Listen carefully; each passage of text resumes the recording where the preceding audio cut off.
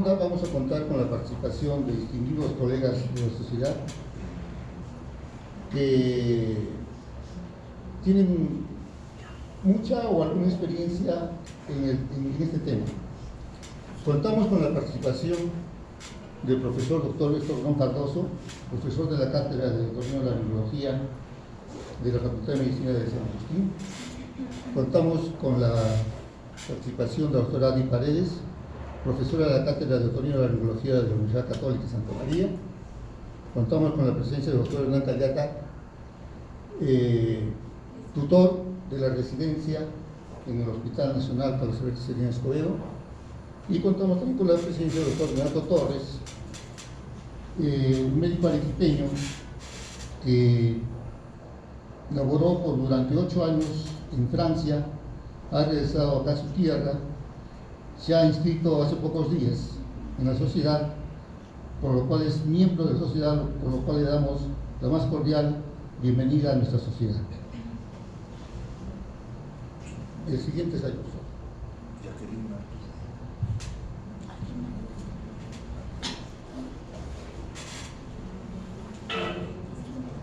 La siguiente diapositiva.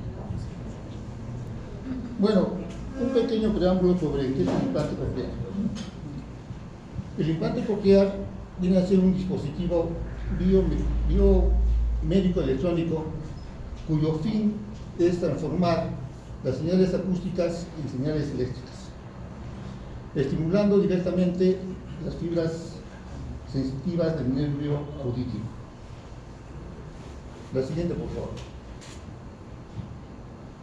Como dije, el implante coclear es una innovación tecnológica muy importante en la especialidad que se diseñó y desarrolló inicialmente para el tratamiento de los pacientes con hipoacusia neurosensorial profunda bilateral. La siguiente, por favor.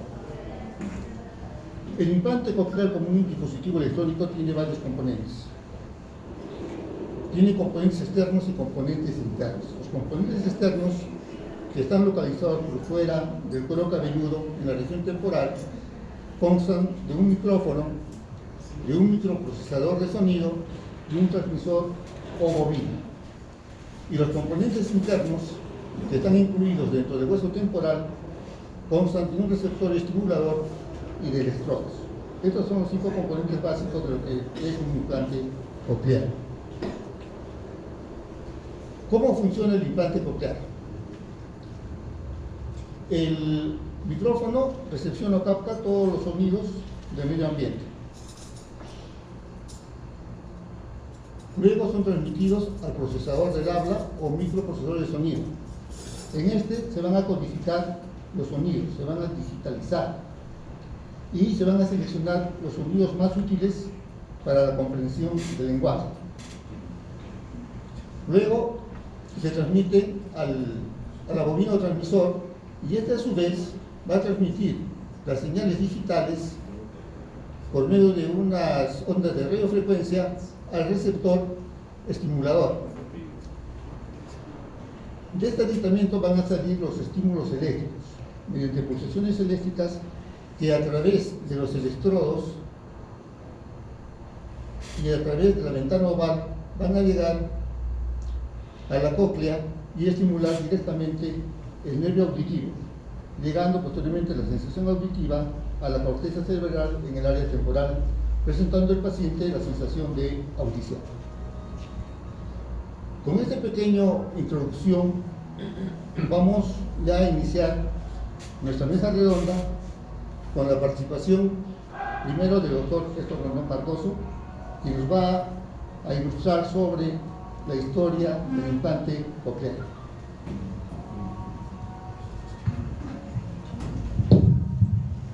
Al Filial Sur, el hecho de haber tenido la delicadeza de poder invitarme a participar de esta mesa. Ciertamente me gratifica mucho el tema, es un tema que hace muchos años venimos dándole algún empuje y tratamos de que las cosas vayan caminando bien. Me da mucho agrado que ya en Arequipa ahora se haya tomado una senda de más regularidad en los implantes y que la seguridad social esté emprendiendo este camino, que ciertamente es un camino de satisfacciones plenas porque damos alegría, felicidad a un niño o a una niña y a familias enteras que de otra manera estarían carentes de esa alegría, ¿no?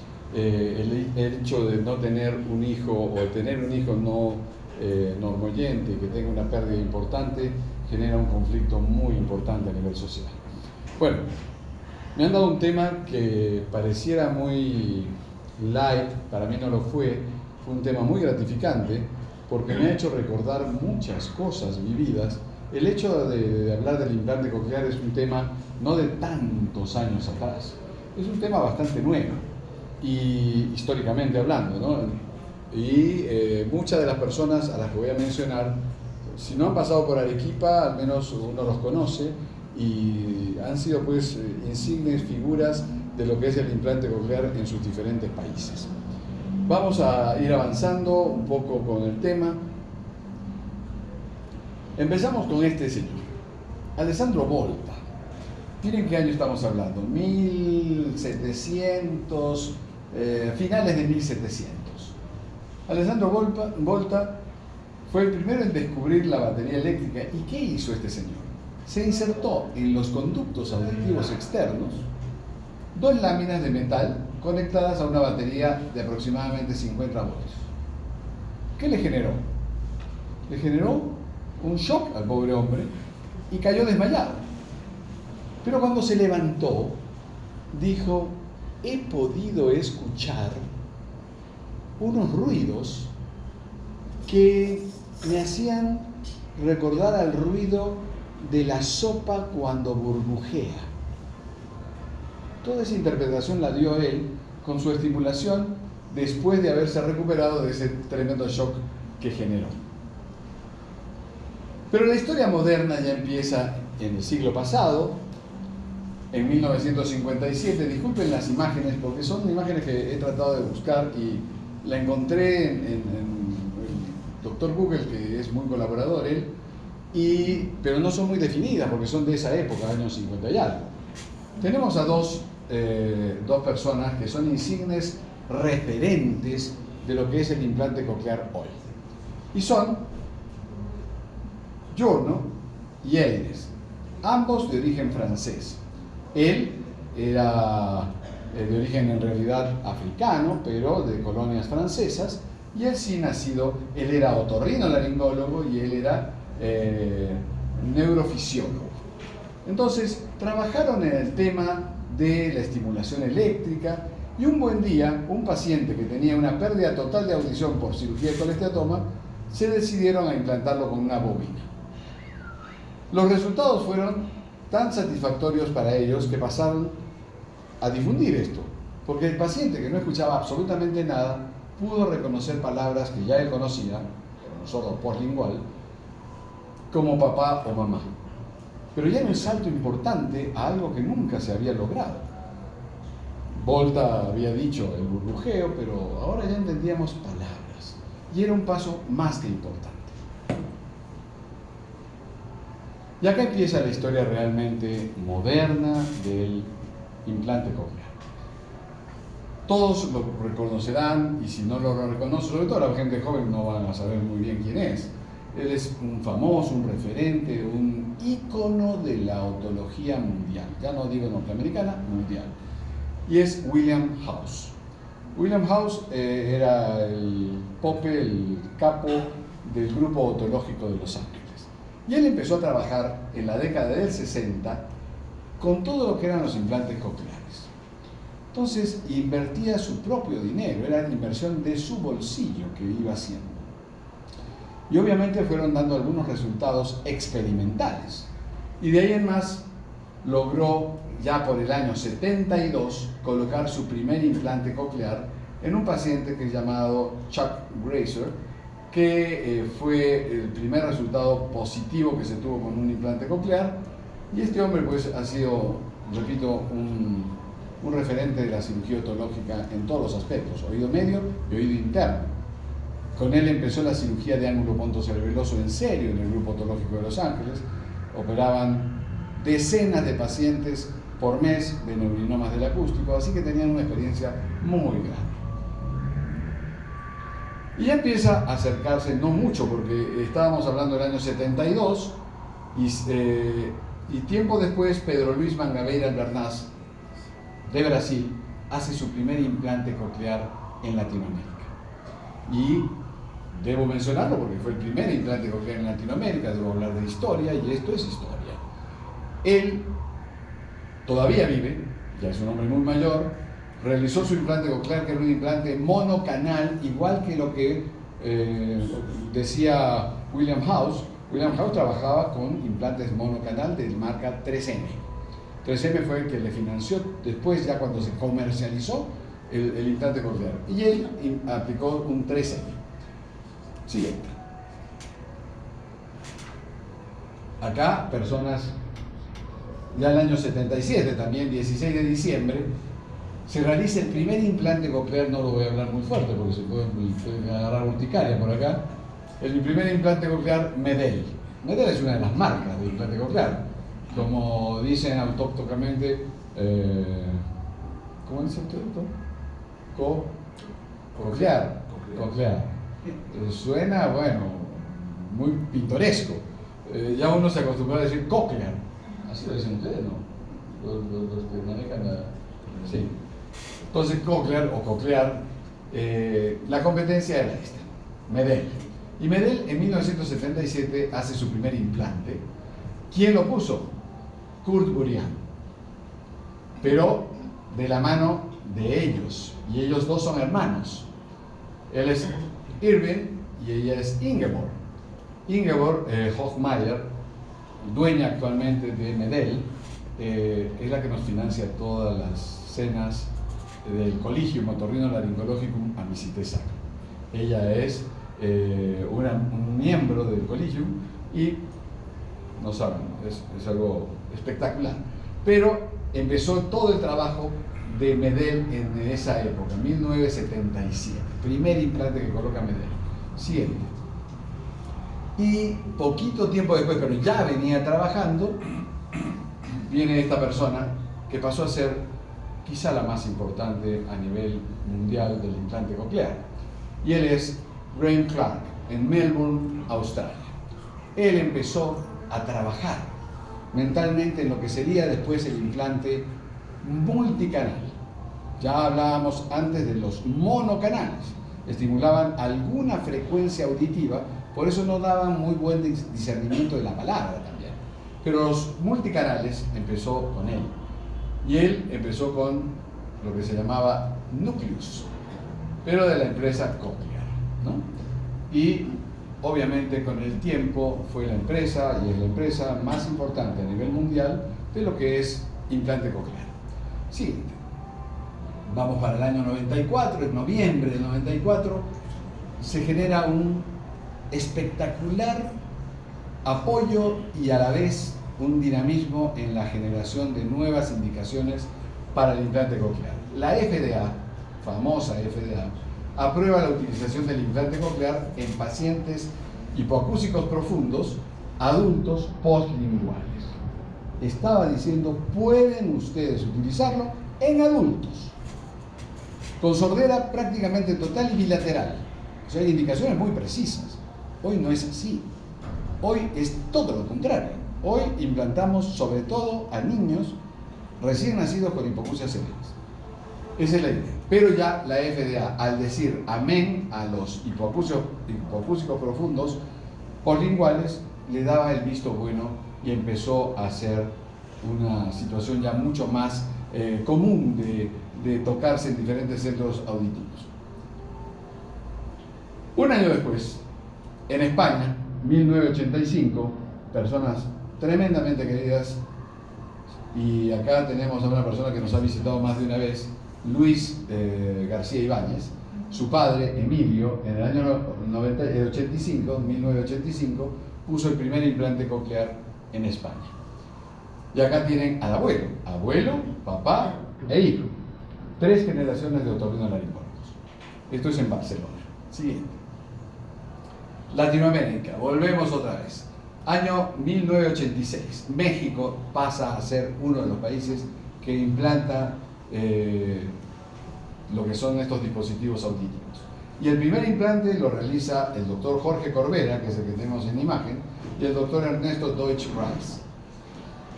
Lo curioso de estos implantes, y déjenme la anécdota también para contarla, en México no se tenía ningún apoyo para el hipoacúsico, ninguno.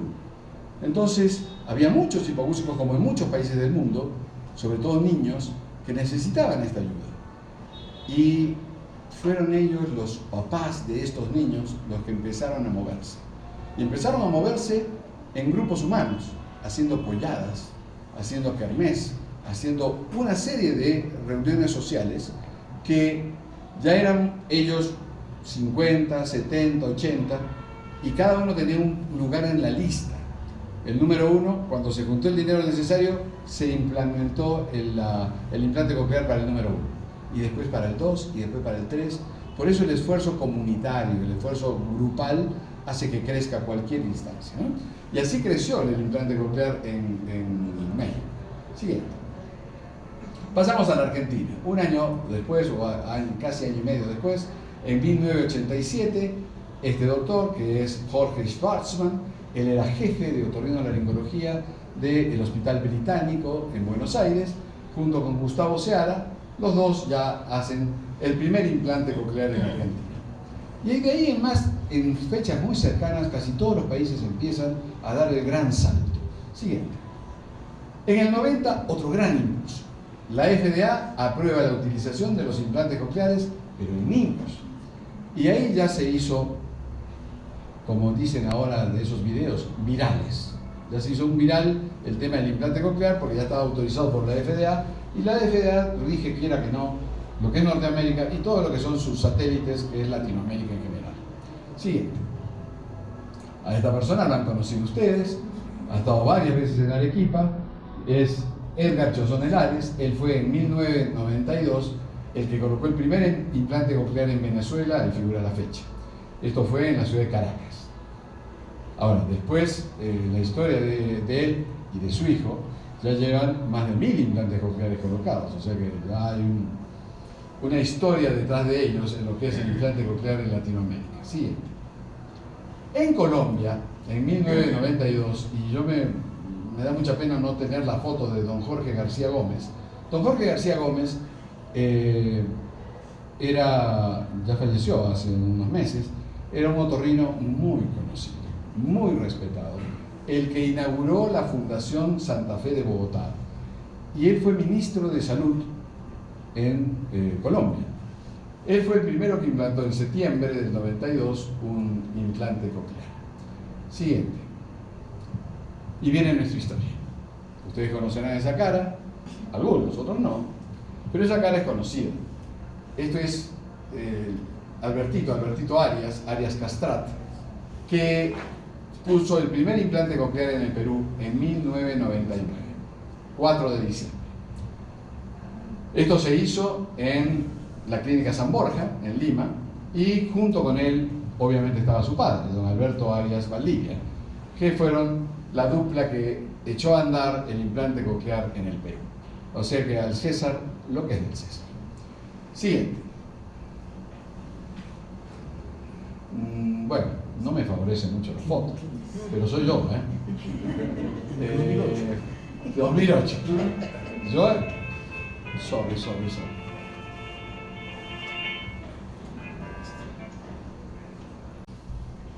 Día histórico para mí y para la Fundación Otorrinolaringológica de Arequipa, porque ese día se hizo el primer implante coclear en nuestra ciudad, apoyado por Leopoldo Cordero. Otra anécdota lo voy a tener que contar acá. Cochlear, porque fue el primer implante que se hizo en Arequipa, Cochlear me dice: ok, doctor, es su primer implante, ¿a quién le traemos para que lo apoye? Entonces ahí empezó el conflicto, con tantos amigos. Entonces dije: Leopoldo Cordero de Buenos Aires. Él hoy por hoy tiene más de 1500 implantes, él solo, así que es toda una autoridad en el tema. Y se vino. Yo estaba en el aeropuerto, todavía podíamos ver los aviones que aterrizaban, bajaba de las escalinatas del avión y se me abren los ojos así de grandes. Detrás de él, otra persona. Carlos Mario Bossio. Algunos lo conocerán, otros no lo conocen, pero Carlos Mario Bossio es prácticamente un hermano mío. Se formó conmigo en el Hospital Italiano de Buenos Aires, hoy es jefe de servicio, de un servicio que está sacando la cara por Latinoamérica de una manera espectacular, haciendo trabajos de investigación de primer nivel a nivel mundial. Bueno, se bajó y cuando los recibo en el lobby, abrazo a uno, abrazo al otro y le digo, Carlos, ¿qué haces acá? Bueno, las damas se van a tener que tapar los oídos. Pero me dice, ¿vos pensás, HDP, que yo voy a quedar fuera de tu entorno en el momento más importante de tu vida? Colocando el implante coclear por primera vez acá y no voy a estar yo presente. Estarás muy perturbado, pero yo estoy acá. Y ahí estuvo con nosotros un par de días después, porque llegaron 2 días antes, y me ayudaron y parte hicieron ellos del implante. Ese fue nuestro primer implante. La fundación ha hecho 8 implantes. El tema de la fundación, y quiero hacer también un speech publicitario, la Fundación Otorrinolaringológica de Arequipa, FORLA, como lo conocen muchos, es una institución sin fines de lucro, pero con proyección social, lo que no tienen otras instancias, por ejemplo. Esta fundación lo que hace es juntar cada moneda que va recabando en lo de la revista, en lo de los simposios, en lo que venga, para poder financiar esto. Esto fue financiado in toto por la fundación.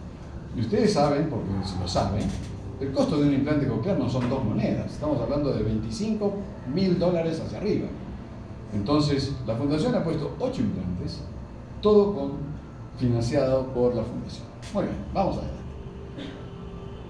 Primer implante coclear en Arequipa, algunas noticias que aparecieron en ese momento. Primer implante coclear, curará a niños sordos, implante devolverá audición a niños de tantos años, 100 bebés arequipeños, menor de 13 años oirá, operación menor a menor de 13 años. Fue una elección no del todo acertada desde el punto de vista de lo que hoy concebimos claramente como candidato para implante. Pero este primer paciente sí traía una ayudita, y la ayudita era casi el 50% del costo del implante, que se lo daba alguien en Norteamérica, una persona X, una persona que quiso quedar bien con este niño. Yo recuerdo la anécdota de la madre llorando entra al mes cuando se activó el equipo, llorando me dice, doctor, ¿sabe lo que ha pasado? Mi hijo dormía, yo dormía también en el dormitorio al lado, y él se ha levantado y me ha despertado y me ha dicho que hay un ruido, algo, y me ha llevado de la mano hasta el piso de abajo y caía en la cocina gotas sobre el lavadero, se había quedado goteando y ese goteo lo sentía. Así que la madre estaba, claro, no le dio una audición social, pero escuchaba, y con eso era una audición de prevención para muchas cosas. Siguiente. En el 2013 recién se coloca el primer implante coclear en Chile. Miren, años después de Perú, muchos años después. Y lo hizo el doctor Dentone, Luis Dentone, en el Hospital Sotero del Río. Siguiente. Y acá una lista de caras, muchas conocidas por ustedes, otras quizá no tanto. Juan Armando Chozone de Venezuela, que hoy ejerce en Miami, hace unos cursos de disección del hueso temporal que es espectacular. Carlos Mario Bossio en Buenos Aires. Leopoldo Cordero, este dúo son los que me apoyaron en el primer implante coclear. A él no sé si lo conocen, es un novato en el tema. ¿Lo conocen o no? Sí, lo conocemos muy bien. Jorge Eduardo Almario, gran valor.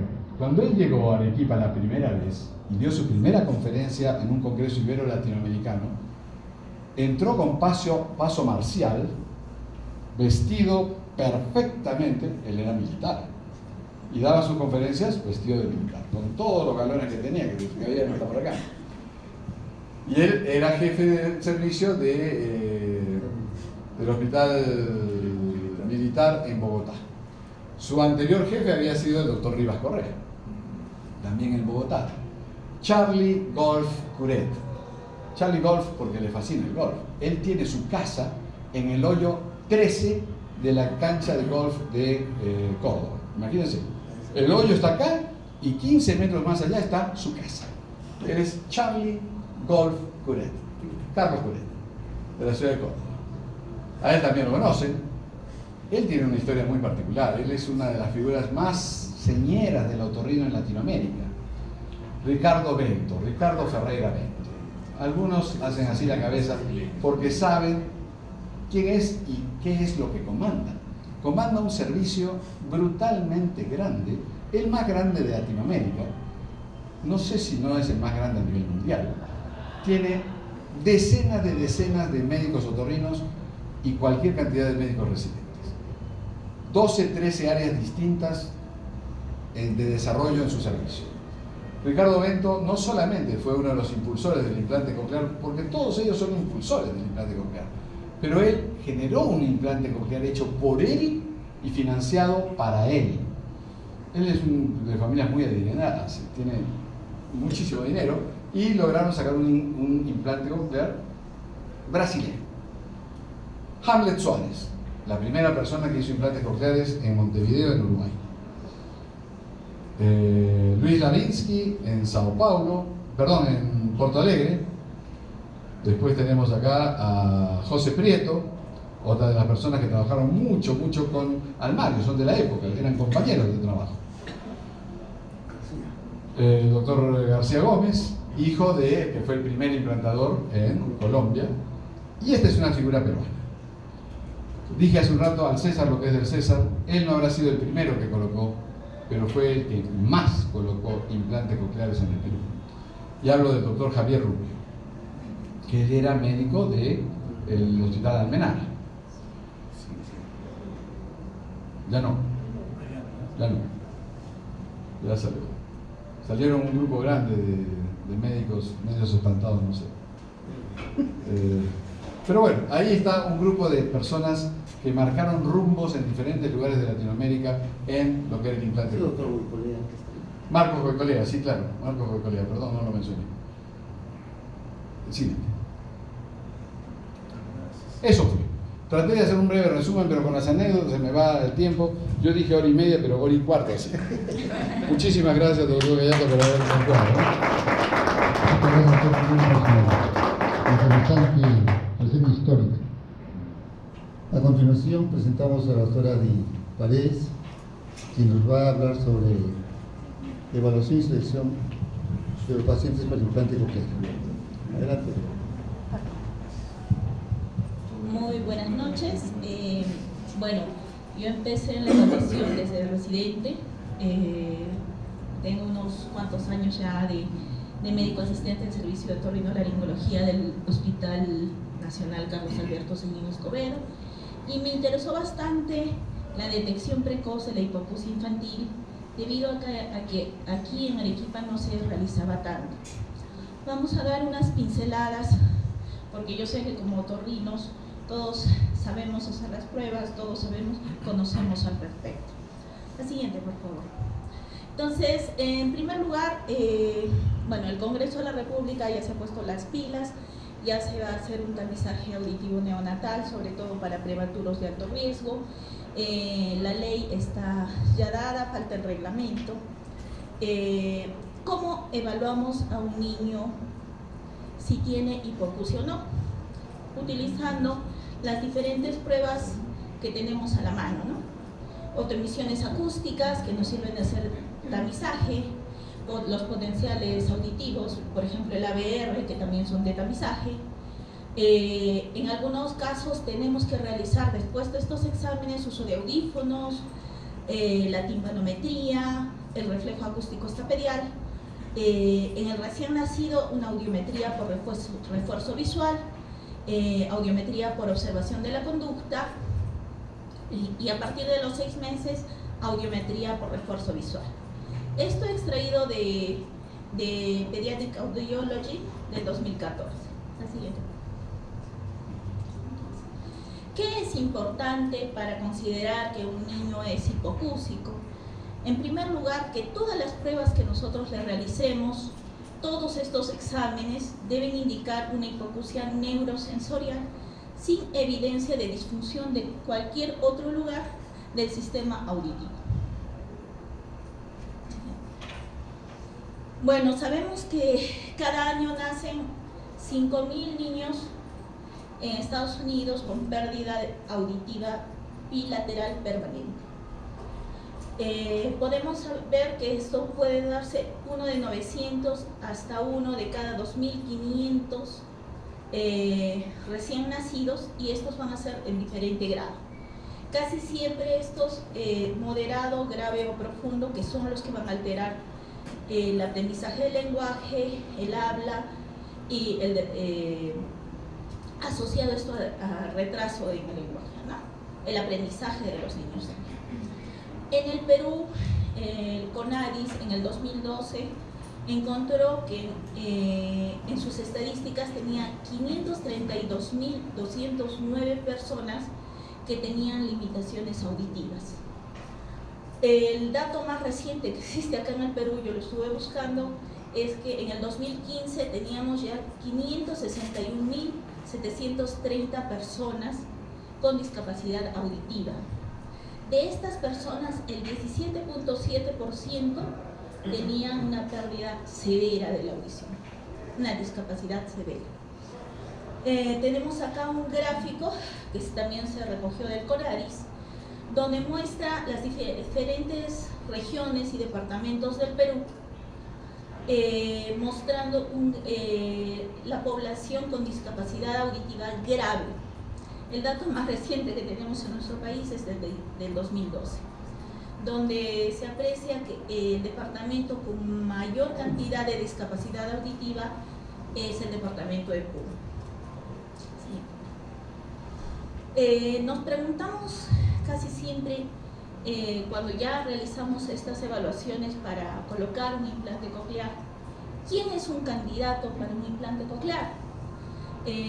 Muchos libros, muchos artículos, muchas revistas nos dicen en las diferentes realidades, en los diferentes países, quiénes podrían ser los candidatos ideales. Pero la decisión en realidad muchas veces no es tan fácil. La decisión de implantar o no a un paciente no va a competir solamente a un médico, a un otorrinolaringólogo. Muchas veces necesita la evaluación de un comité de implante coclear o de varios otorrinolaringólogos que además están apoyados por servicio social, fonoaudiología, neurología, anestesiología, servicio social. Entonces, cada uno va a emitir una opinión diferente y va a dar su visto bueno o su visto malo para ver si ese paciente es candidato a un implante coclear. Paciente, por favor. ¿Quiénes son mejores candidatos para implante coclear? Muchas veces también eso está en discusión. O es un niño menor de 1 año o menor de 5 años, o es un adulto productivo que puede continuar trabajando y sirviendo a la sociedad con eso y ser económicamente activo. El siguiente. Esta edad mínima de implantación, como lo dijo el doctor Rondón, ha ido evolucionando desde que empezaron hasta la fecha, ¿no? El primer paciente pediátrico fue implantado a la edad de 9 años en 1980, pero recién la aprobación de la FDA para pacientes pediátricos fue en 1986. En 1990, como también lo dijo el doctor Rondón, se aprobó la implantación en niños de 2 años y mayores. Y en el 2000 recién se ha aprobado la implantación en niños de 1 año de edad y mayores.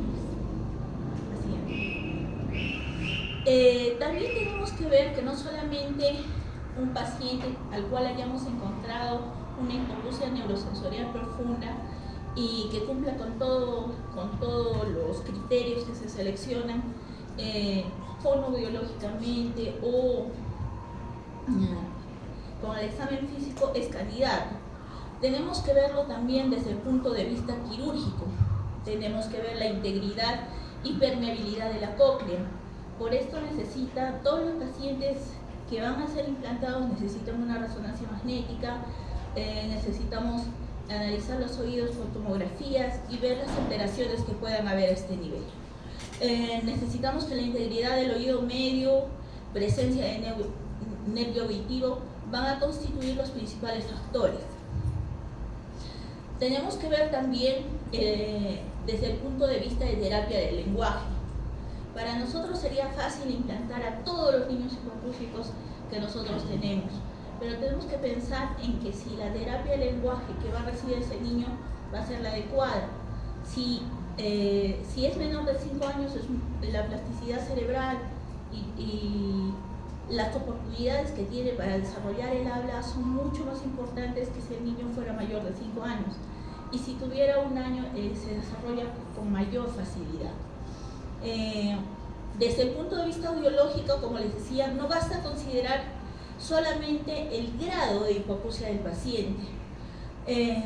Hay muchos estudios audiológicos que nos van a decir que sí se puede implantar, que no se puede implantar, o que el niño va a necesitar un audífono previo a la implantación.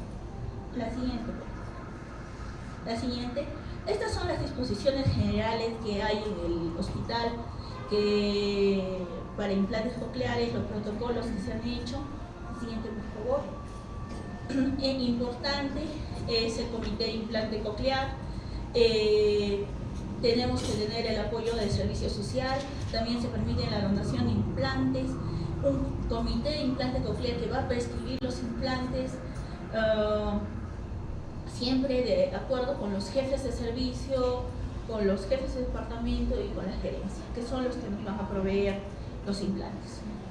Entonces, ¿a quién implantamos? Implantamos a un paciente que tiene una hipoacusia perilocutiva o prelingual.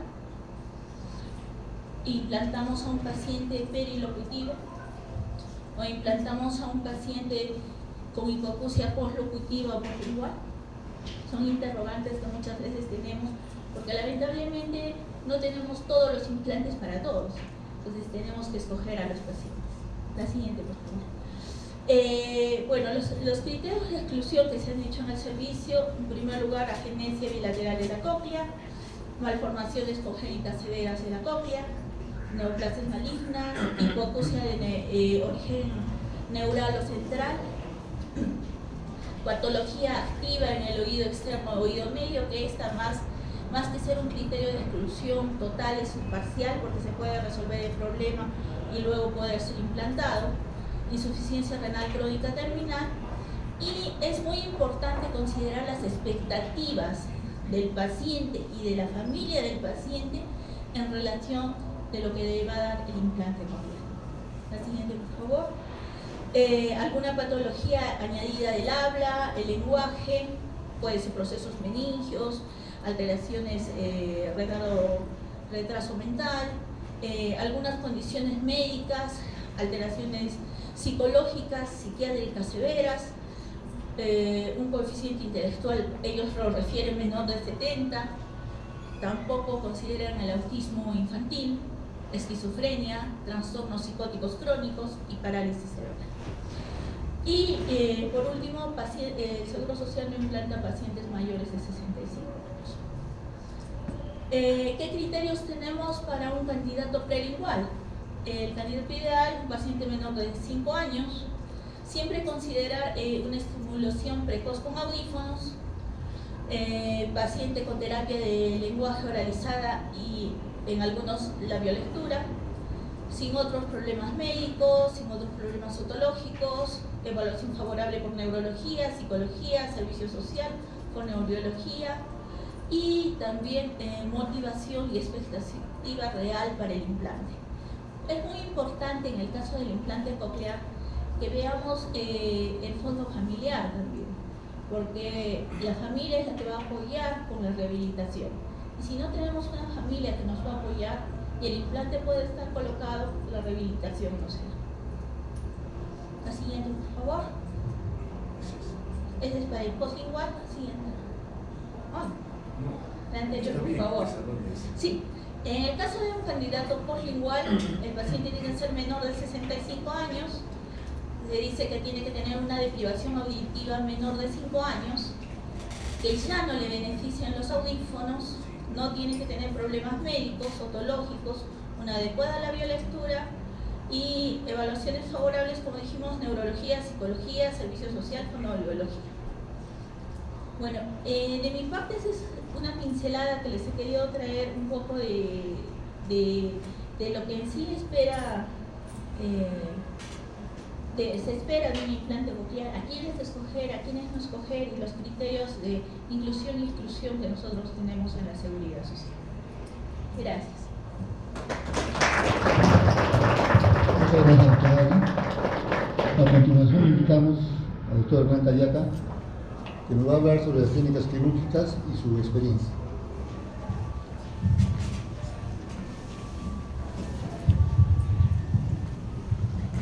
Les pido mil disculpas que voy a exponer sentado, primera vez en mi vida. Y quiero contarles, antes de que empecemos esta pequeña charla, las circunstancias en las que conseguimos de que el implante coclear se implante en el presupuesto normal de la gerencia del equipo. Aprovechamos de que había la circunstancia histórica que en el norte había la niña costero, el niño costero, y entonces ellos estaban preocupados por la diarrea, la dermatosis, el Zika, el dengue, ¿no? Entonces ahí dijimos, este es el momento, porque en Arequipa estábamos bien, no teníamos mayor problema. Entonces cuando hemos ido a Lima, todo ha sido favorable para Arequipa, porque las circunstancias eran favorables para nosotros. Pero también quiero decir y mencionar que yo viajamos yo y el doctor Marito Vegaso, hijo del doctor Mario Vegaso, una persona muy entusiasta, que realmente con él viajamos con la esperanza de que nos iban a devolver y no nos han devuelto ni un solo. Viajamos a Lima y nos entrevistamos en primer lugar con Jacqueline Márquez, que la tenemos acá en persona, una linda persona que nos explicó y ella prácticamente nos introdujo en el mundo del implante coclear. Muchas gracias, Jacqueline. Y gracias a ti es de que hemos nosotros conseguido, en primer lugar, el año pasado, cuando hemos puesto los 5 primeros implantes, conseguimos el almacén de Rebagliati. Y felizmente también circunstancias históricas que la jefa de Rebagliati me había conocido a mí desde hace muchos años, porque yo siempre he sido inquieto en los congresos, presentar trabajos digamos, creativos, ¿no? Entonces ella tenía cierta admiración a este humilde mortal. Entonces ella dijo, pero si usted me lo pide, yo tenga usted por seguro que tiene los 5 implantes, gracias a la sugerencia de Jacqueline. Entonces ella también, yo le hablé con ella personalmente y me dijo, no te preocupes, te vamos a mandar. Y así empezamos a hacer los implantes. Me encontré con el doctor Fernando Vera Calderón, era presidente de la Sociedad Torrino, y me dice, te aconsejo una cosa, ya que van a empezar ustedes, porque viajamos también a una charla de implante coclear de la Almenara. Entonces, y me dijo, te aconsejo que pidas a Jacqueline que venga el doctor Jorge Armario, que yo no lo conocía. Y me dijo, él es el mejor profesor, que les va a enseñar muy bien a hacer los implantes. Fíjense, todas esas cosas hay que saber. Felizmente que hemos tenido buenas orientaciones. El doctor Jorge Armario, que hemos tenido el gusto de conocerlo, realmente es un profesor a carta acabar, con mayúsculas. Él ha venido acá a Arequipa y nos ha enseñado todos sus trucos. Por ejemplo, cuando ya era inminente ya el hecho de hacer los implantes en Arequipa, lo primero que hicimos nosotros es entrar a YouTube. Y en YouTube veíamos cómo hacían un lecho para poner la parte interna del implante coclear. Terminaban con un vendaje elástico, ¿no? Los pacientes, así, ¿no? Después, bueno, eso mirábamos, ¿no? Al menos yo personalmente comencé a mirar varias operaciones de Brasil, del extranjero, ¿no? Para no estar tan desactualizados. El doctor Jorge Armario nos ha traído novedades. Por ejemplo, eso les quiero transmitir desde ahora. El doctor Jorge no utiliza el electrocauterio generalmente. Hace la incisión y no utiliza, bueno, nosotros estamos acostumbrados, ¿no? Sangra, quemamos, y él dice que no, se produce un biofilm y que hay más propensión a que se infecte la herida operatoria. Entonces, y realmente no hemos visto complicación, solamente le infiltra silocaína con adrenalina y no sangra y también no se utiliza el electrocauterio. Ahí lo tenemos, pero no lo hemos usado en todas las operaciones.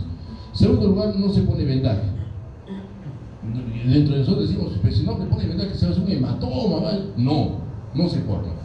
justamente le pregunté la mañana, porque los residentes son los que están bien al tanto de ellos, no hemos tenido ninguna complicación de hematoma, ni seroma, nada. Los niños y adultos operados han evolucionado muy bien.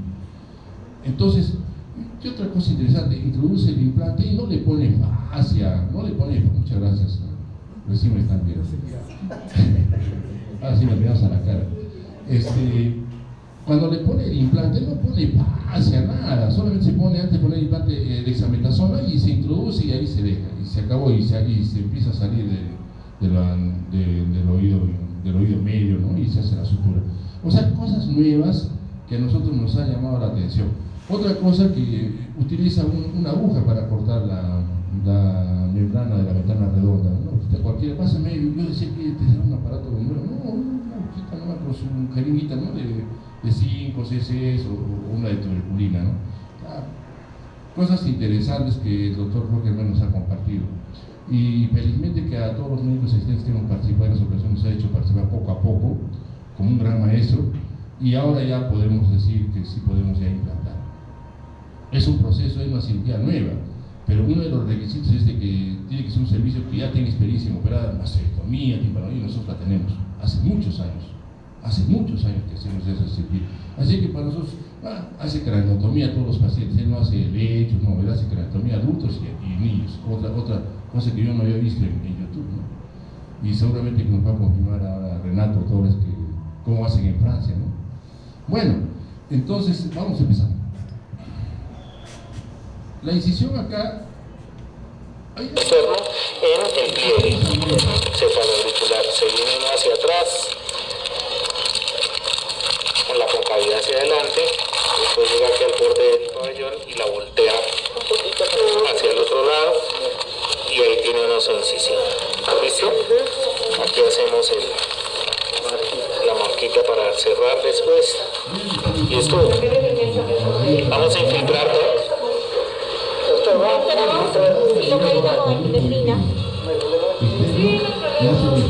¿Ya tenemos antibiótico profiláctico?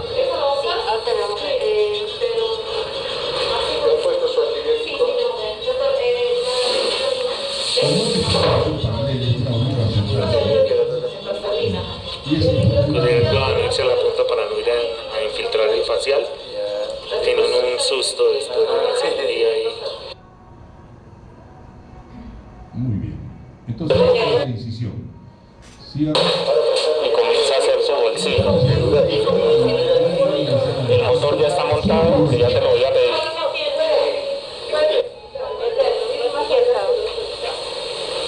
Una comedora de 4 milímetros, comedora de 4. Las cosas póteras acá. Esa cosa que muchas veces la excitación, la pasión que ocasiona esta cirugía, ¿no? Ahí. Entonces, hasta periodo estoy haciendo un bolsillo como en una septoplastia. Su perióstico, su epicóndrico amplio. Cuando hace una técnica de lecho, siempre el bolsillo es generoso, amplio y arranca aquí. Con el color de frío. Suero. Tienes que mantener otra llena para despegar. 2, 3. Coge, pide agujas verdes metálicas. Bueno, pide aguja verde metálica y ahorita las cambiamos. También me sale la mira, se va a quedar una flecha. Esta chica tenemos alguna observación. Todo es importante, pero no se trata de consulta. Y también el separador, ¿no? Ese separador. Con la misma presa viene una mastectomía aquí, en la que puede ver. Novedad que hemos visto, ¿no? Y que lo estamos aplicando. Él aconseja el aspirador, el aspirador en el hueso es importante el utilizar suero al momento de la Sí. Esto porque voy a hacer lecho. Al hacer el lecho óseo tiene varias funciones. Es darle perfil al implante y darle estabilidad. Esos son los dos fines del lecho. Entonces, esto es como una moneda de $0.10 de dólar. Yo la la tengo en la cabeza, entonces ahorita lo vamos a medir. Hay que alistar el instrumental del implante. Tú tienes un instrumental. Doña María, pásamelo. Ese... Muy bien. Se llega a ver, a visualizar la duramadre, ¿no? Y no hay que dejar un filo tanto arriba como abajo, ¿no? Se trata de hacer que sean los filos romos. Donde encuentra uno... Ahora está haciendo la timpanotomía posterior. Ese es el sitio de la timpanotomía. Uno tiende a irse para acá por el temor reverencial al facial. Y eso pasa siempre, y nos pasa a todos, y esa es la tendencia. Entonces eso lo tiene uno que corregir. La forma de corregirlo es esa: ver el yunque y la mitad de la fresa arriba y la mitad de la fresa abajo es más o menos el sitio. Entonces ahí comienza uno a rebajar en amplio frente, irrigación. Da un poco de temor porque en esa zona del nervio facial, en la parte posterior, ya vamos a estar el doctor del tímpano, ¿no? Ahí es donde al comienzo estamos un poco tímidos, pero después ya poco a poco nos va agarrando más confianza. Irrigación.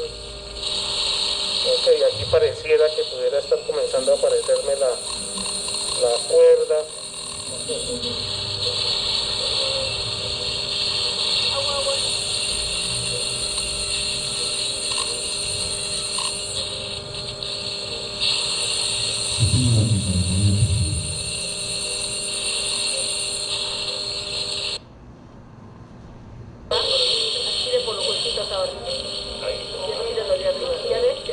Iba a agradecer a la doctora de Jiménez que nos haga referir a todo esta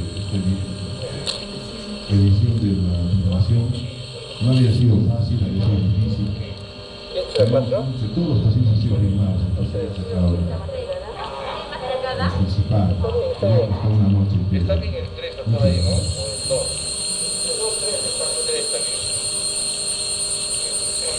Así poco a poco estamos hacer la centinela. Este es uno de los momentos más importantes, ¿no? Hubo un caso donde se hizo una pequeña erupción en la pared posterior con un proyectil externo y el doctor hizo un tallón de sitio y la patología que hizo pasar la mitad. Después se puede dar una resección del nervio facial, pero La punta de facial. Debajo. El facial.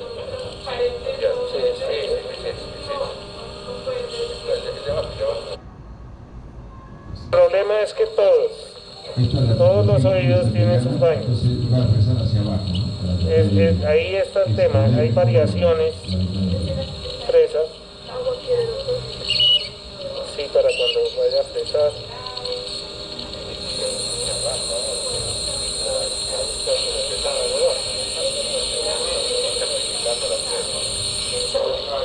Ahí ya se va la cuerda.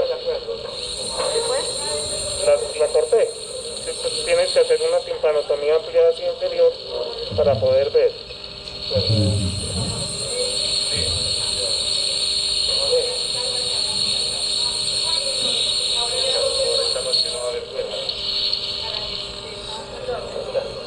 Ahí está el promontorio. El promontorio, la ventana todavía no la veo muy bien, voy a girar la cabeza un poquito así.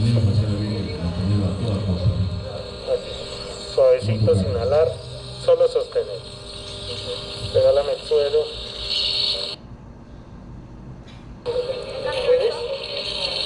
Miren, ahí ya se ve más dental.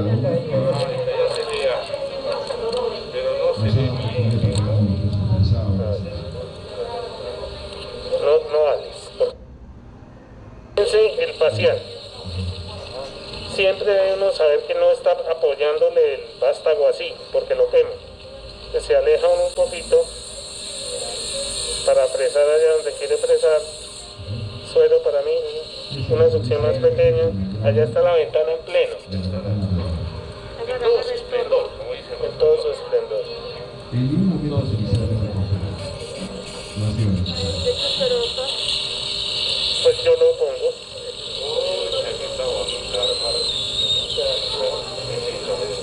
Haciendo un lavado, llega con desanitación antes de hacer antes de cortar una succión más delgada. Se ve perfecta, ¿no? Sí. Vamos a girar un poquito la cabeza aquí. Ahí. Acuérdate que no tienes que alar tanto. Apenas que quite la piel del miren. La es 360 grados. Entonces ahí con la hipodérmica 21 cogen y le hacen una timpanotomía a esa, como si fuera. Entra uno perpendicular a la herida y lo mete en el bolsillote que hicimos. Ahí está bien. Entonces coge uno el electrodo de tierra y lo pone aquí, le ponen un dedito allá, yo hundo aquí esto que quede bien metido, meto mi electrodo por acá, una pinza Mosco, allá hace el electrodito, una pinza Mosco para dirigirlo, no para tripsiar, porque si tripsio pues me lo pego, simplemente saco la puntica aquí y lo comienzo a traer, me lo traigo y entonces ya me queda uno por dentro y el otro por fuera. Con la mano deslizo suavemente el implante, lo voy ordeñando. La V que le hace uno al círculo es para que esto calce. Ahí sonó. Entonces por eso es que queda absolutamente fijo. Para moverse necesita un batazo, accidente de moto, el resto no. Entonces aquí coge uno nuevamente el supuesto Zen Miller, pinza de implante, la AOS, pinza AOS. Pinza de implante. Entonces coge uno el electrodo de referencia, que es esta bolita, a veces es un cilindro, lo mete allá debajo del periósteo, deja uno. Más que ya le toca una volver a sacar el implante, retroceder. ¿Es otro pasito?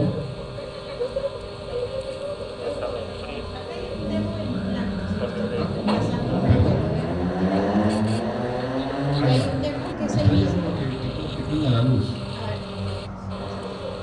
Esa tiene una punta fina, a diferencia de esta tiene la punta precurvada, pero la parte del receptor y el electrodo de la tierra es lo mismo.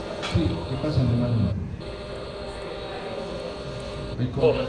No metes y entonces al jalarla bien fuerte lo sacas. Ya quedó absolutamente.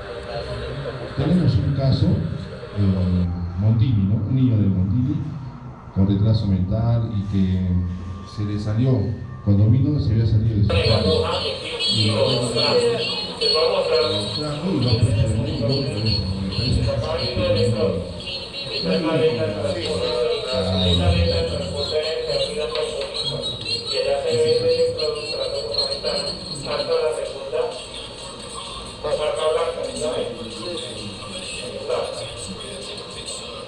Una vez que se abre la membrana, no hay que aspirarla, es simple, más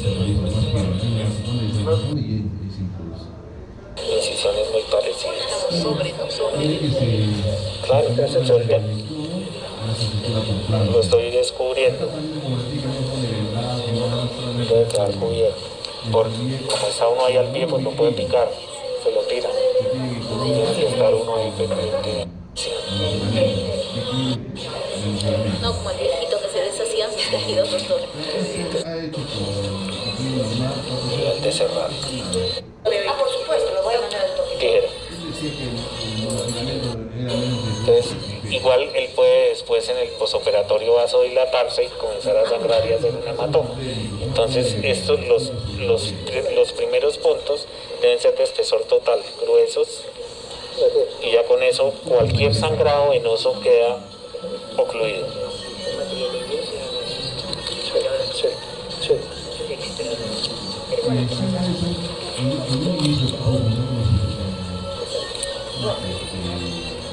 Tijera pegada a la piel.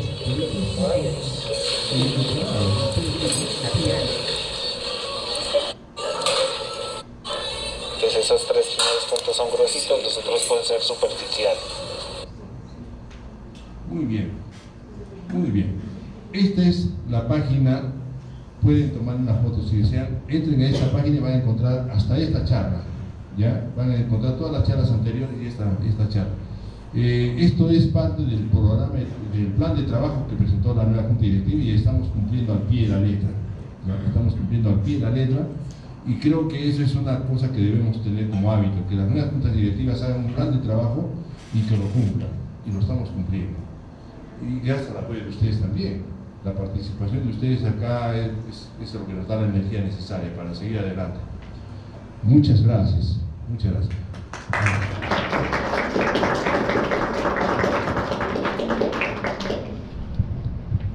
Muy bien, invitamos al doctor Neto Torres, que nos va a hablar sobre su experiencia en implante coclear en Francia.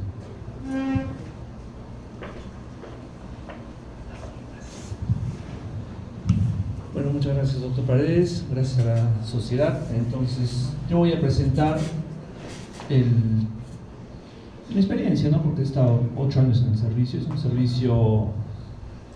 Es el principal servicio de otología de París. Entonces ahí se hace otología, implantes cocleares, implantes de tronco, se hace cirugía base cráneo, etc. Entonces vamos a ver la experiencia. Más que todo vamos a hacer la diferencia, ¿no? Por ejemplo, Francia tiene un sistema de salud que es muy diferente al de aquí. Por ejemplo, allá no están pensando en...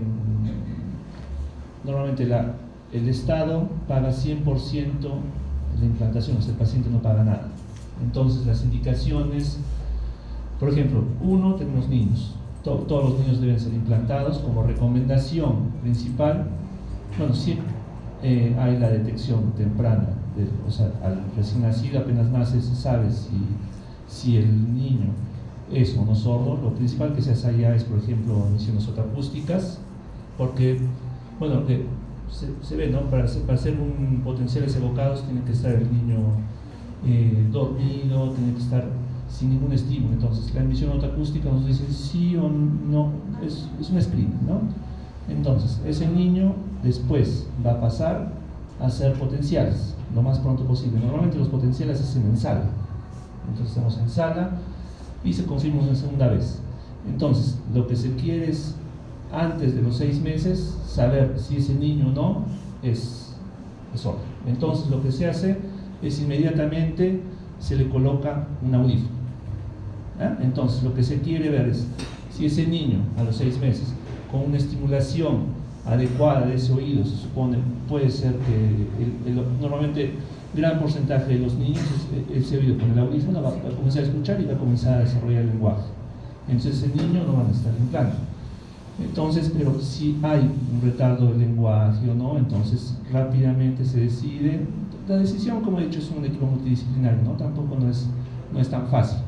Pero la recomendación en Francia es que antes del año de edad, máximo a los 15 meses, tiene que ser implantado, ¿no?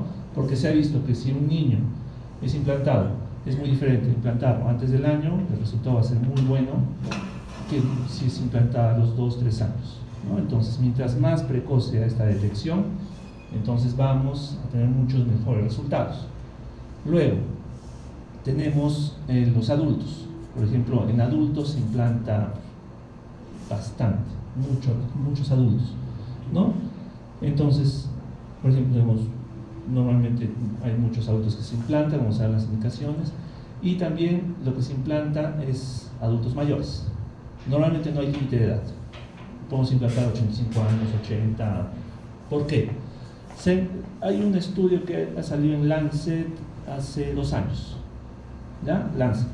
Normalmente ese estudio fue sobre demencia, ¿ya? Entonces, la demencia es un problema de salud pública muy importante. ¿Por qué?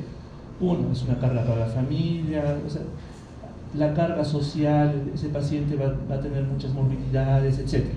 Entonces, se ha visto entre las causas de demencia, la única, y casi se puede decir una de las causas que puede evitar demencia, o sea, una causa que podemos prevenir demencia, es la audición.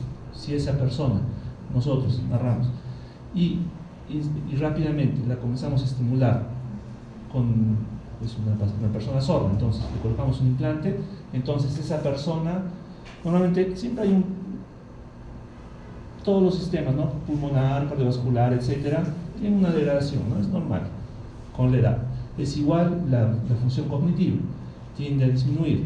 Pero se ha visto cuando una persona tiene una hipoacusia severa, esa degradación es así. Entonces, y se ha visto que esas personas que ya estaban degradando,se les ha colocado un implante. Tampoco se le puede colocar un implante a una persona que ya está con demencia avanzada, entonces no va a poderse rehabilitar.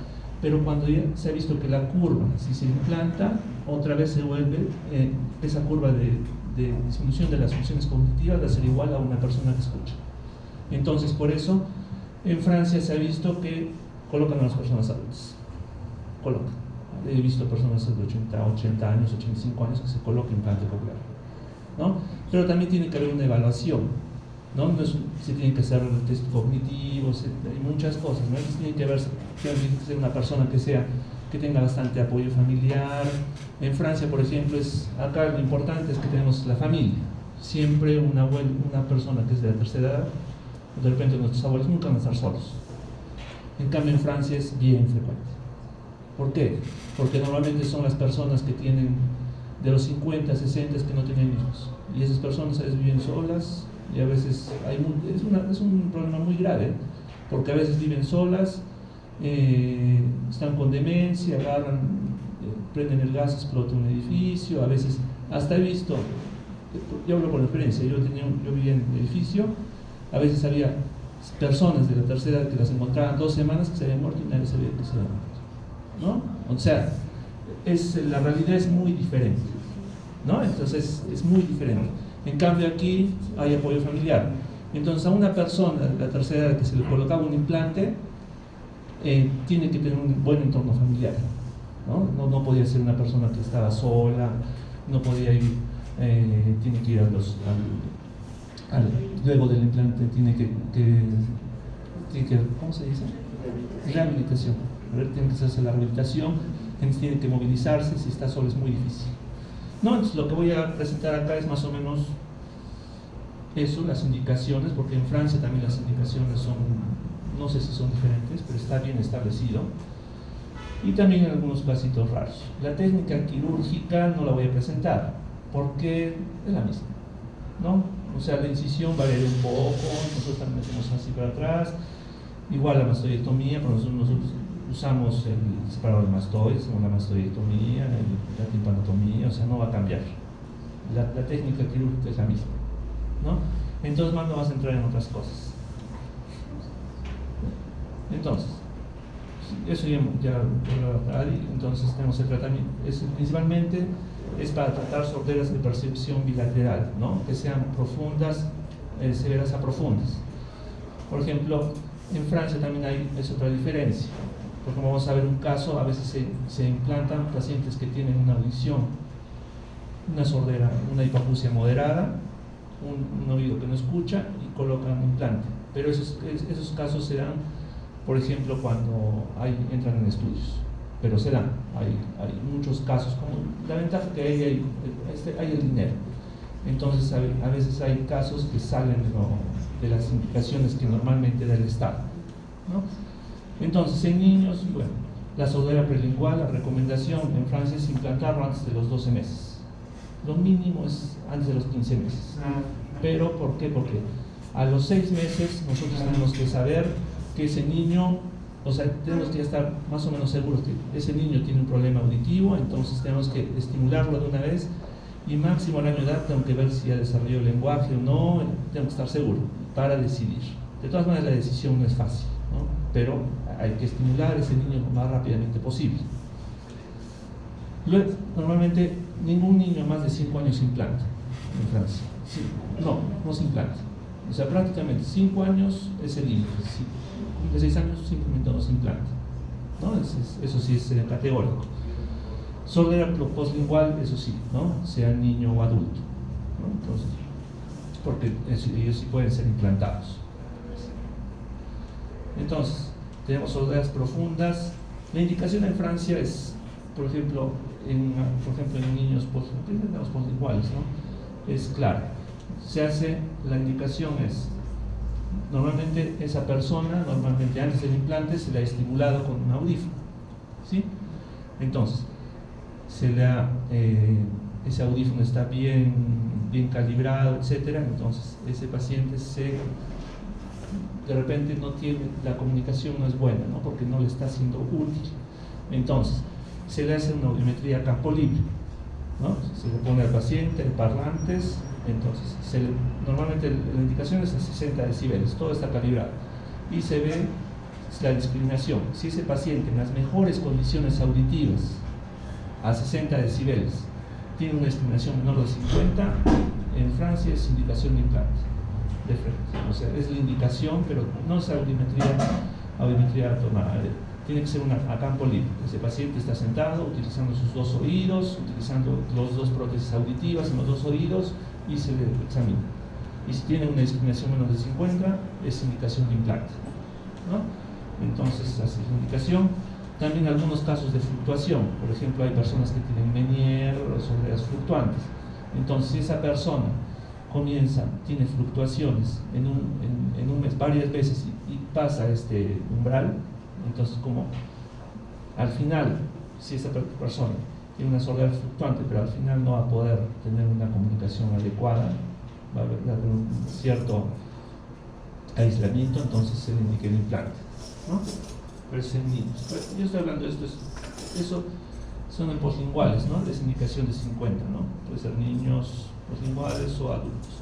Pero en niños menores eso ya es diferente, ¿no? Se les estimula, como les he dicho. Se les tiene que detectar tempranamente potenciales, se les coloca un audífono, se ve el lenguaje y si no hay desarrollo del lenguaje, se decide si se le implanta o no. Entonces, en el adulto en Francia no hay límite de edad. A veces he visto 85, 80 años, sin problema. Pero normalmente se elige un buen candidato. Esa persona de repente participa en sociedades culturales, hasta he visto músicos, o sea, son personas bien activas. Entonces esa persona, de todas maneras, uno le coloca un implante, va a haber beneficio. Así viva 10 años, ¿no? Pero esa persona va a tener una buena calidad de vida. Entonces, siempre hay que hacer la evaluación psicocognitiva, siempre hay que descartar que haya una alteración cognitiva, porque si no, no va a funcionar el implante. Bueno, no hay indicación de implante en adultos prelinguales y la indicación es la misma, ¿no? En campo libre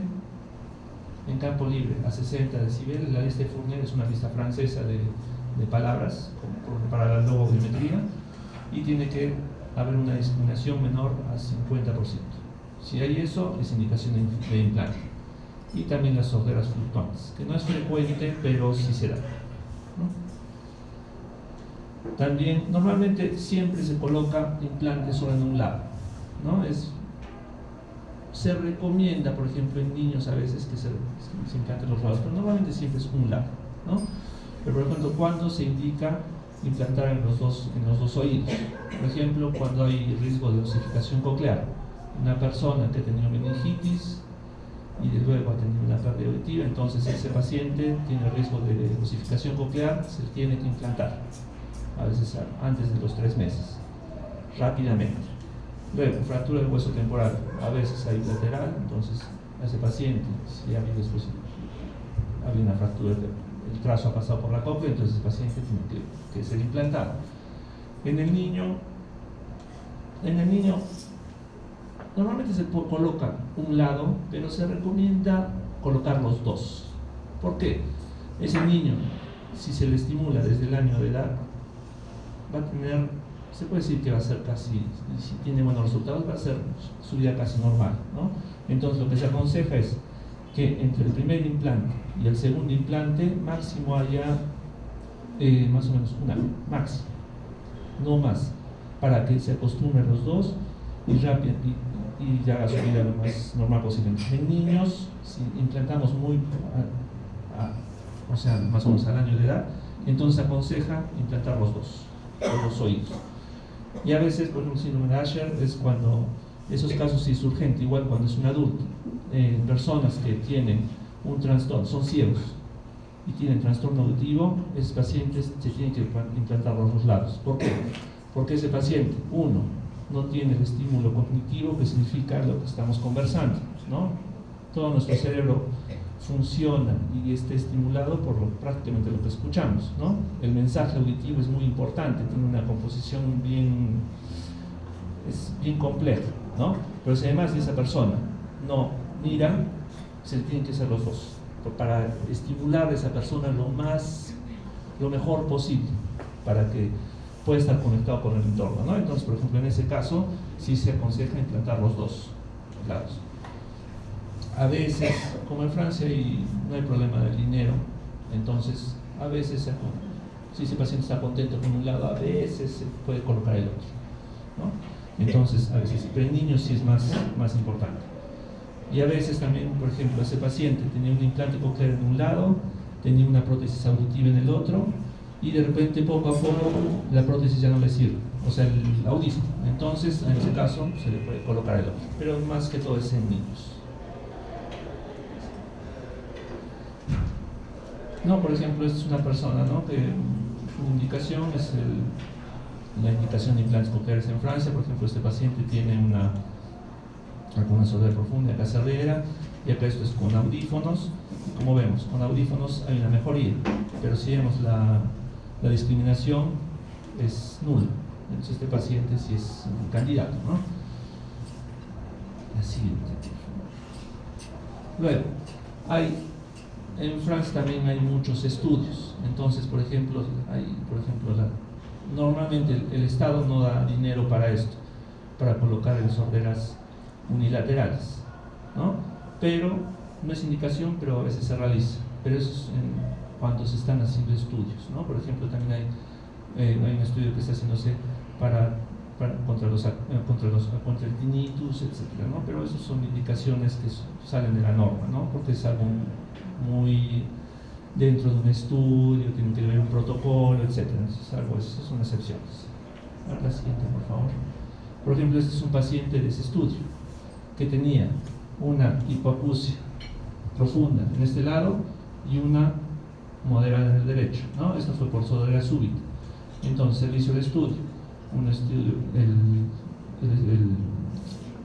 las pruebas vesticulares fueron normales, la tomografía y la resonancia fueron también normales, pero este paciente, la particularidad era que tenía ceguera, era ciego.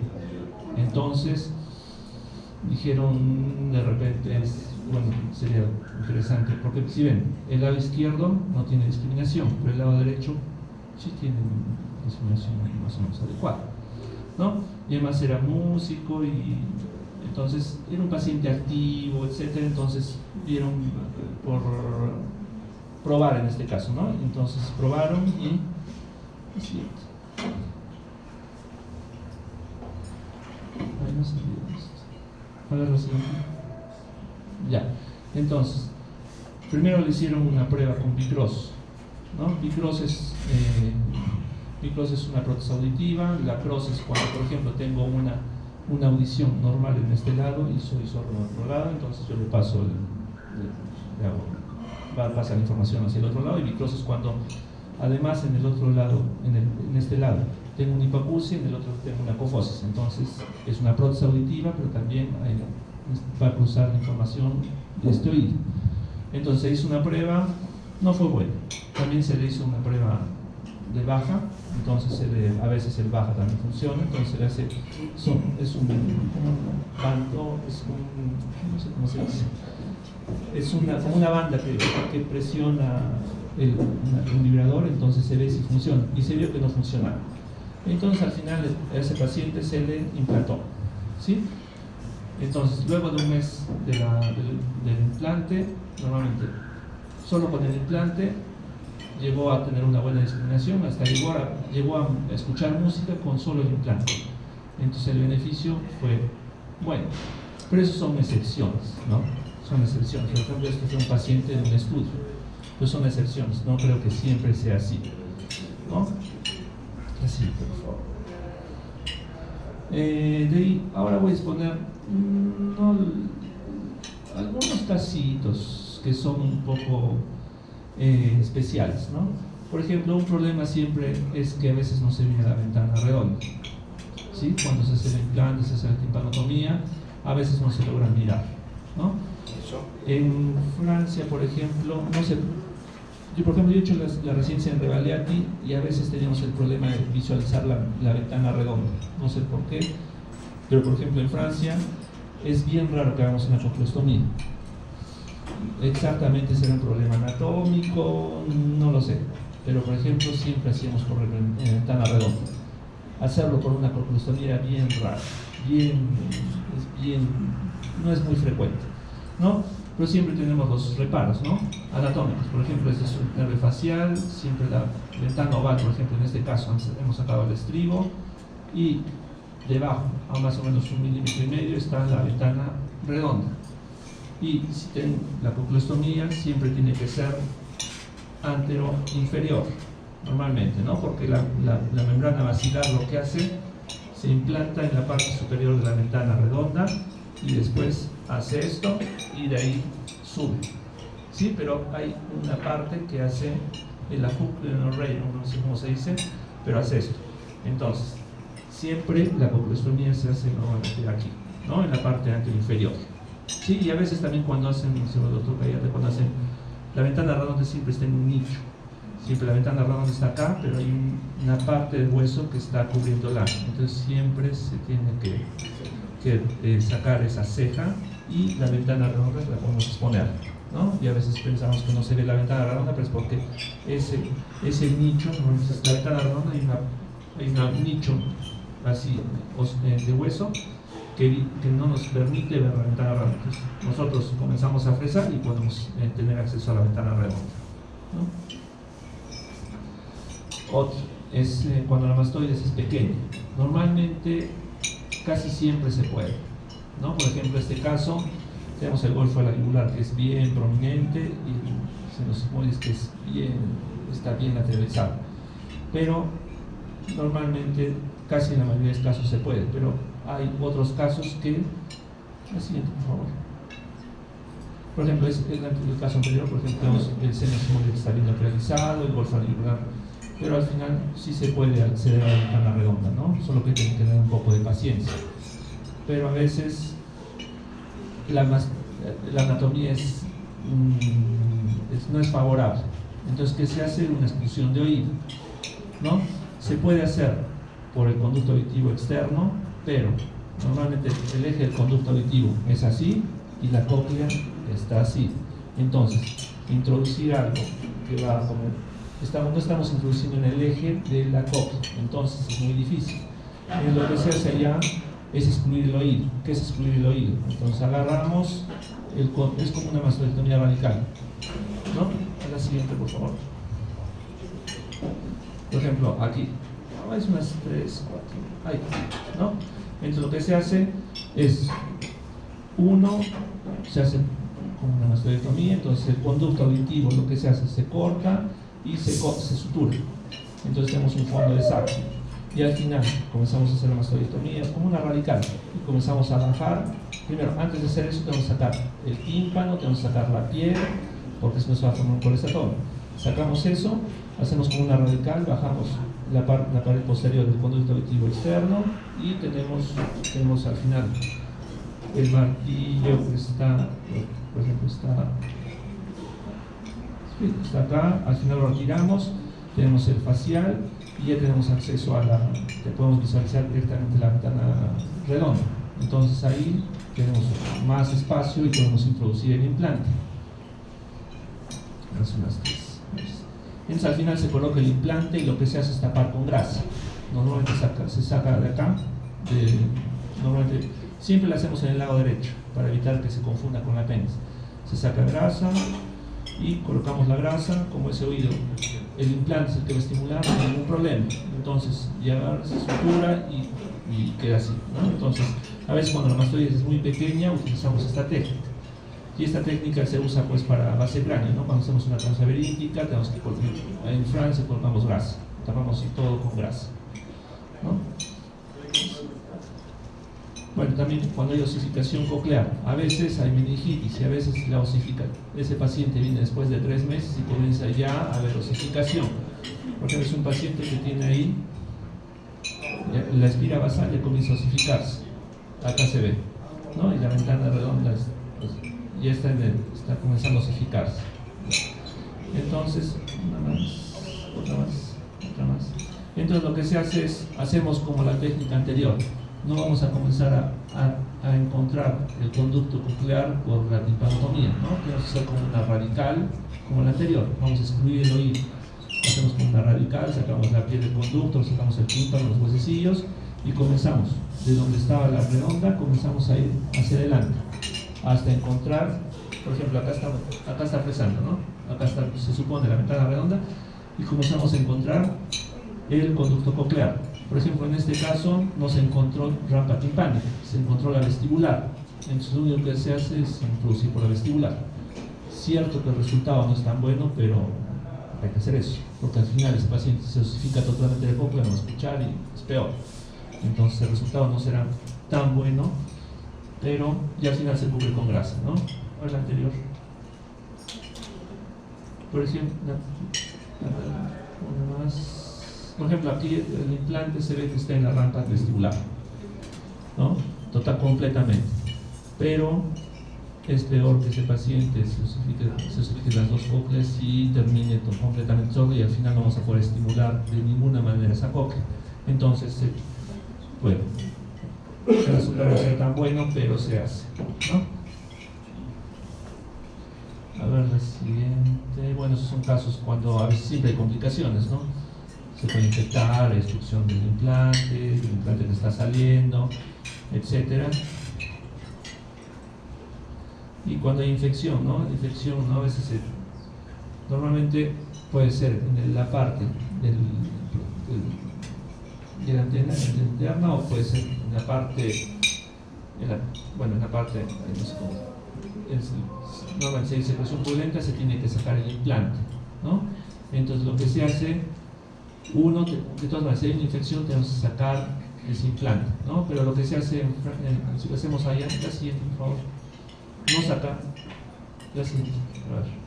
Entonces lo que hacemos es sacamos la parte interna, pero el portaelectrodo lo dejamos en su sitio, no pasa nada. Entonces ya tratamos la infección y luego, cuando ya pasó la infección, para volver a implantar a ese paciente, se saca el portaelectrodo, se hace lo mismo y se coloca otra vez por el mismo canal, ¿no? Entonces cuando hay infección se retira, pero el portaelectrodo queda en la cóclea, y al final, cuando ya pasa un tiempo, ya la infección pasó, entonces se entra ahí, se saca el portaelectrodo y normalmente la cicatriz del implante es como un tejido fibroso, bien como neohialino, entonces queda el camino y el implante entra después por el mismo camino. A veces se coloca un implante que es del mismo diámetro y a veces uno más delgado, ¿no? Y ¿cómo se hace más o menos esto? Creo que esa es la última. Sí. Entonces, no quería hablar de técnica quirúrgica porque normalmente es bien similar, ¿no? Las incisiones a veces son un poco diferentes, a veces, por ejemplo, se hacen así, a veces con una extensión hacia atrás. La mastoidectomía, por ejemplo, el doctor he visto que usa el separador con la mano, ¿no? Sí. Por ejemplo, en el servicio, claro, por ejemplo, para mi servicio no tiene que moverse nada. Por ejemplo, se coloca ahí, se le coloca espadadrapo, o sea, para que la cabeza esté completamente fija y nada más. Entonces, y por ejemplo, colocamos los separadores de mastoides, como es clásico en cirugía de oído, ¿no? Pero al final, lo importante es, ¿no? Cierto que puede haber muchas técnicas, ¿no? Incisiones, mastoidectomía, timpanotomía posterior, etc. Pero como estamos hablando con el doctor Paredes, ¿cuál es lo más importante del implante? Lo más importante es cuando introduces el portaelectrodo, porque si tú lo introduces mal o de repente eres muy traumático, hay reacción inflamatoria, puedes irte de una rampa a otra y el resultado auditivo va a ser mal.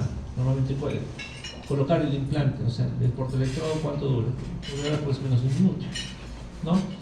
Pero es importante saber que ese minuto fue a la larga, ese paciente toda su vida va a tener un buen resultado, o a la larga, si es un niño, va a tener un mal resultado auditivo, ¿no? Entonces esa es la parte más importante, ¿no?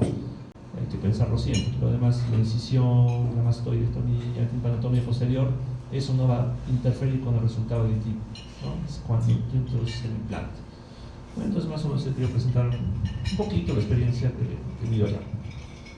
Muchas gracias.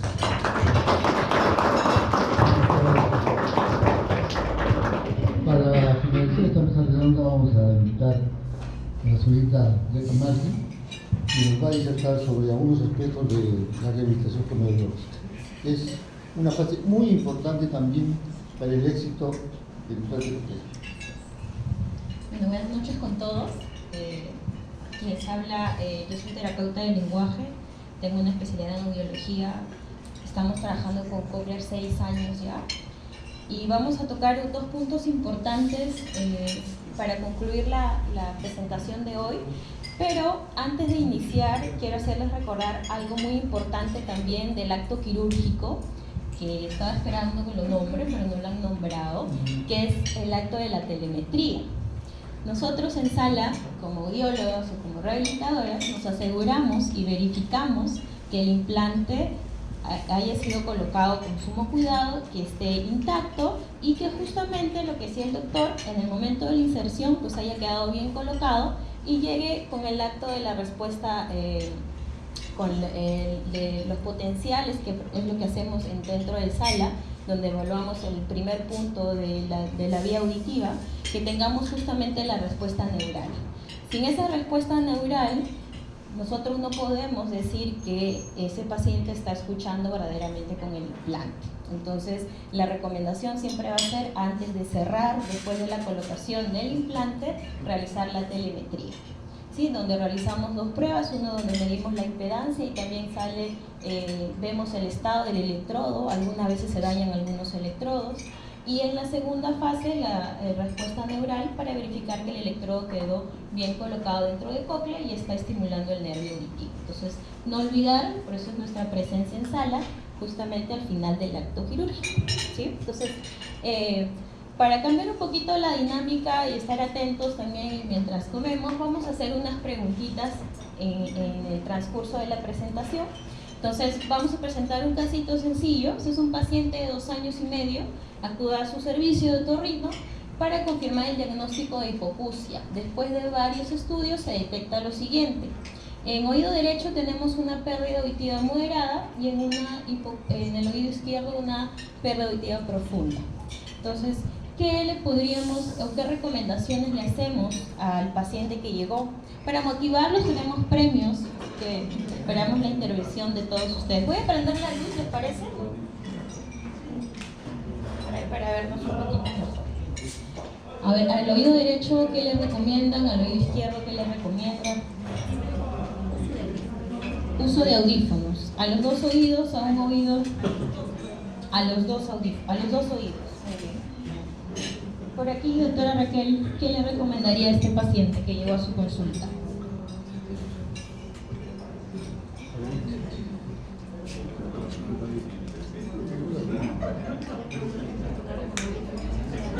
Audífono en un lado, ¿qué lado? Oído derecho. ¿Ya? ¿Alguna recomendación adicional? Doctor, perdón. Aquí en Arequipa, en Sofepolí, en un parque de la ciudad, un audífono. Bueno, tiene plata. Eso, justo a eso iba a ir. Bueno, esta paciente tiene dinero, puede cubrir sus 2 audífonos. Bien. ¿Alguna recomendación adicional? Nos quedamos con audífonos entonces. 2 audífonos, un audífono. Ok. Entonces, ¿por qué puse este ejemplo? Justamente porque siempre la recomendación va a ser 2 audífonos.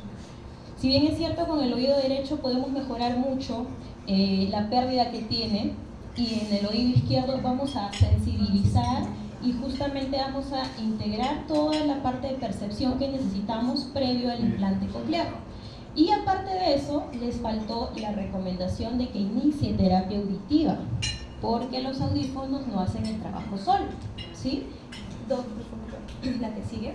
Entonces, justo yo tengo solamente tres diapositivas donde voy a hablar un poquito de esto. Entonces, ¿cuáles son los objetivos de la estimulación auditiva?